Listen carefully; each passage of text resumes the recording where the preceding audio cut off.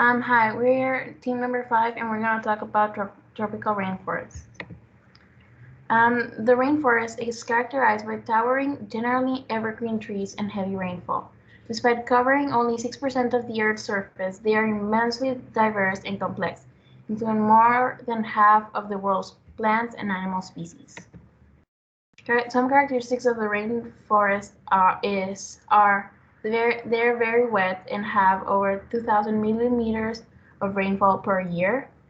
Thanks to this, the atmosphere is very hot and humid, and this provides perfect conditions for plant growth. The species that live in the rainforest have adapted to the conditions of the rainforest. Some examples are the trees and plants have shallow reaching roots to absorb nutrients from the thin, fertile layer in the soil. The tropical rainforest of the Amazon basin faces threat of deforestation. Some of the reasons of deforestation are farming, logging, mining, roads, hydroelectric power, between others. Thanks to the deforestation, there is less carbon dioxide, and as a result, this leads to global warming and climate change.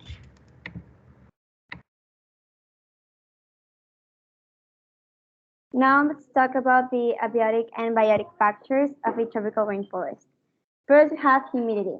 Small parenthesis, the reason of why there is so much humidity in a tropical rainforest is because of the humid and hot and humid atmosphere, like my classmate already said, and it's the result of high temperatures and the abundance of water.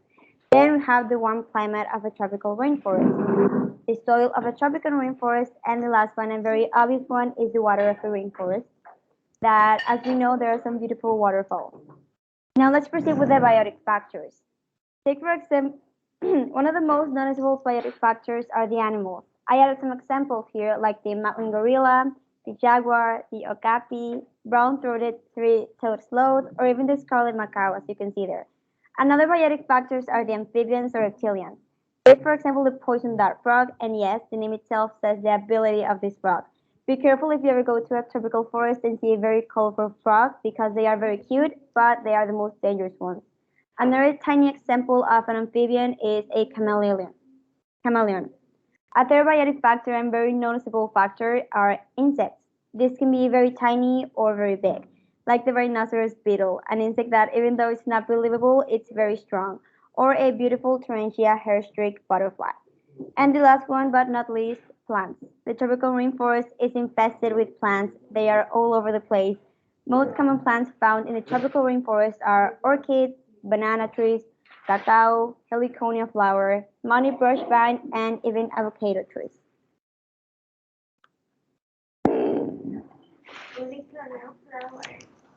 Next, let's talk about climate. Rainforest regions with abundant rainfall and warm temperatures all year means that plants are able to retain their foliage, and foliage is basically the leaves of the plants.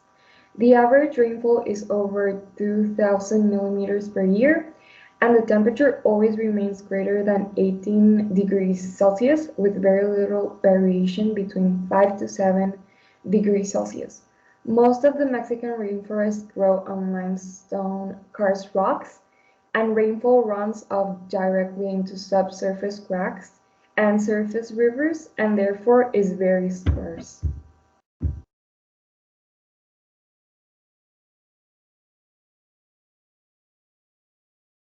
To talk about the vegetation, tropical rainforests have dense vegetation from ground level up. These levels of vegetation are: the first one is the shade layer. It is dark and gloomy with a very little vegetation between the trees, and during heavy rainfall, this area can flood. Next is the under canopy. It is the second level up. There is limited sunlight, and saplings wait here for larger plants and trees to die, leaving a gap in the canopy which they can grow into.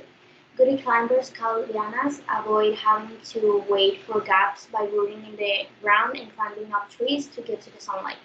Next is the canopy. This is where the upper parts of the most of the trees are found. The canopy is typically about 65 to 130 feet or 20 to 40 meters tall. This leaf environment is home to insects, arachnids, birds, and some mammals. And last is the emergence, which are the tops of the tallest trees in the rainforest. These are much higher and so are able to get more light than the average trees in the forest canopy. The vegetation in the tropical forest, we can find vines, small trees or tall trees, ferns and palms, and it is rich by the flora of epiphytes, which includes orchids, bromeliads, mosses, and lichens.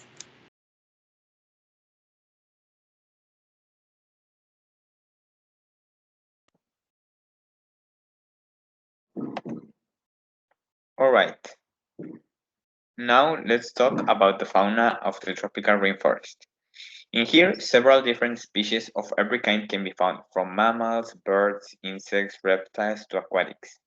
Some of the most characteristic examples are monkeys, bats, tigers, kangaroos, ants, spiders, butterflies, caterpillars, frogs, snakes, Komodo dragons, which are very, very dangerous, parrots of all kinds, eagles, and from aquatic we have eels and piranhas.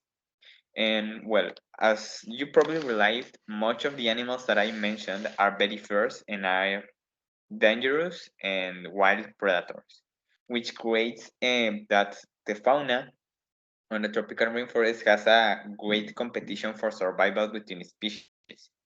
And in here, organisms can be found in abundance, since we said before there's a lot of vegetation, but there is also a lot of fauna and a lot of insects. So organisms are always competing for food, light, and territory in a very hostile but also beautiful fauna.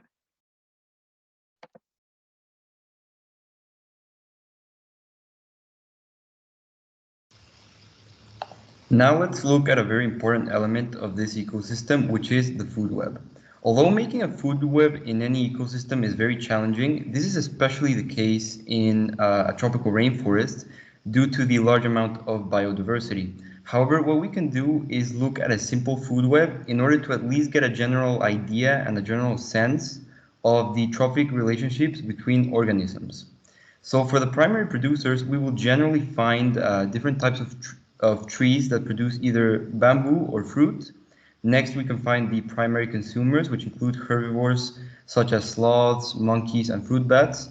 And after that come the secondary consumers, such as iguanas and frogs. And the final part is the tertiary consumers, which include jaguars and pythons.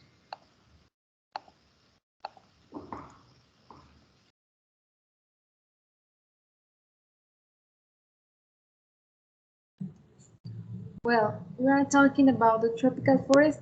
Are those plants accumulations that are located in the tropical zone? They are adapted to the ground climate or the tropics, varying instead with respect as the humid tropical forest. They are considered synonymous with the tropical forest, famous for its gigantic biodiversity and richness in plants and animals species.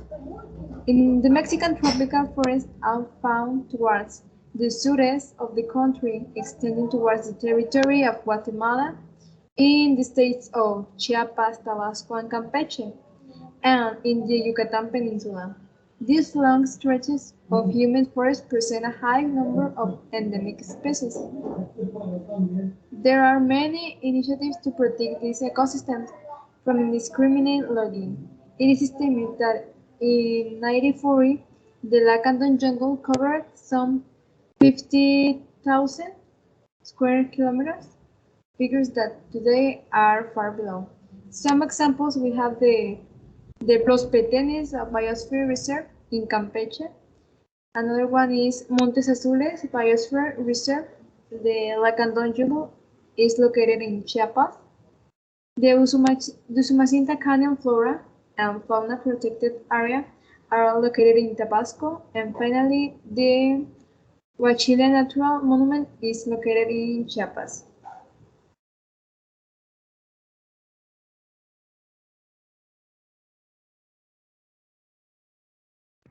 Thank you for your attention.